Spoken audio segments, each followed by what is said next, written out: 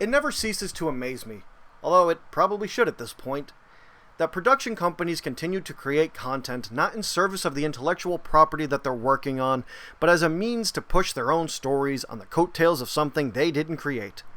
Nothing exemplifies that more than Paramount Plus's Halo. Oh my god, is this show terrible. So terrible that it was the reason I created this channel so I can talk about how much this show bothers me. Not just as a fan of Halo, but as a fan of nerd culture in general. Halo the TV series had a wave of momentum going for it when it was announced back in 2013. Halo 4 was still going strong after its release. Steven Spielberg confirmed that he was part of the project. Anyway, fast forward 9 years later and we finally get Halo the TV series. A lot has happened in that 9 years though. Marvel went on to finish off the Infinity Saga on an incredibly high note, only to start a new phase with absolutely no sense of direction. Star Wars went on to release 5 movies and several TV shows, all to various degrees of popularity, unlike Star Trek, which went on to nosedive in terms of popularity and ratings, essentially being forgotten by its own fans who had moved on to the Orville. Hell, even Halo came out with 2 more sequels by the time the TV series finally hit the small screen.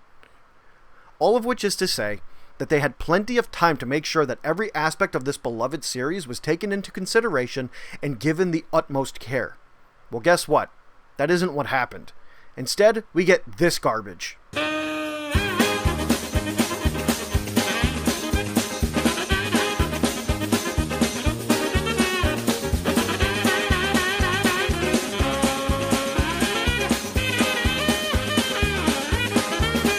How the fuck do you mess up this badly?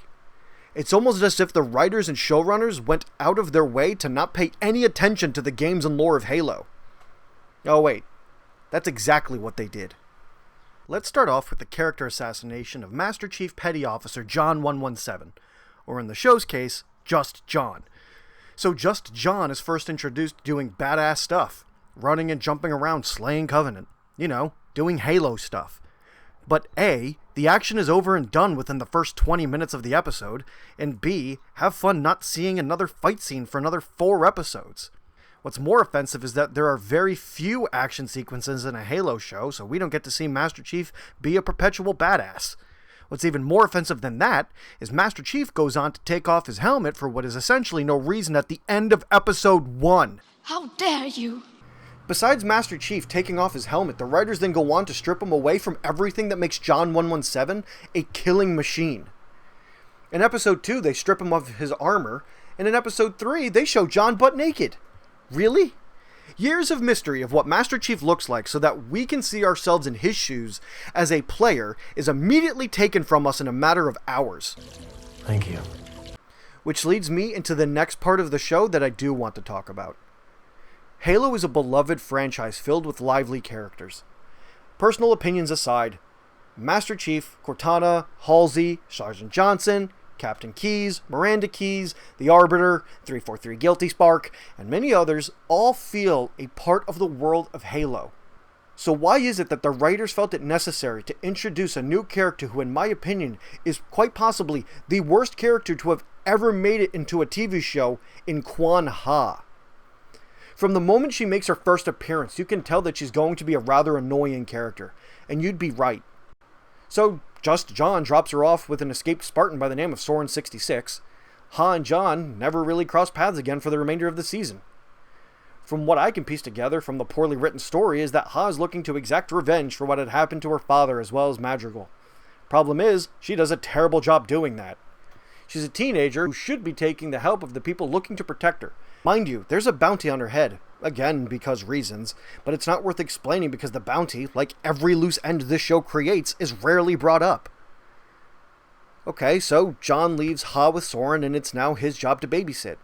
Except Ha decides that it would be a better use of their time bitching and complaining instead of coming up with an actual plan. She then finally convinces Soren to go with her on what is essentially a wild goose chase to exact revenge, to finally come across her aunt. There's still family alive, but to Ha's luck, she ends up getting Auntie killed too. Boo! You suck! By the end of it all, Ha just comes off as a self-entitled, narcissistic, unlikable, cruel character. Overall, I do not think that Halo is worth anyone's time.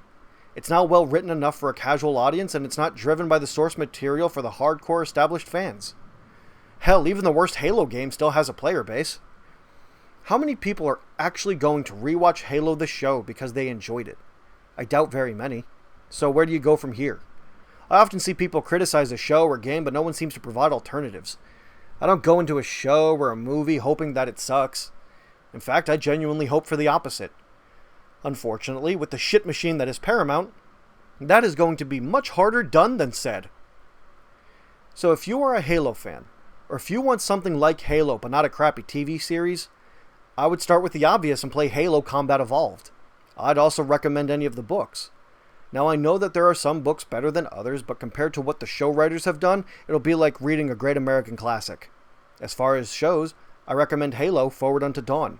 It's not the best show in the world, but it's leagues better than the crap that calls itself Halo on Paramount.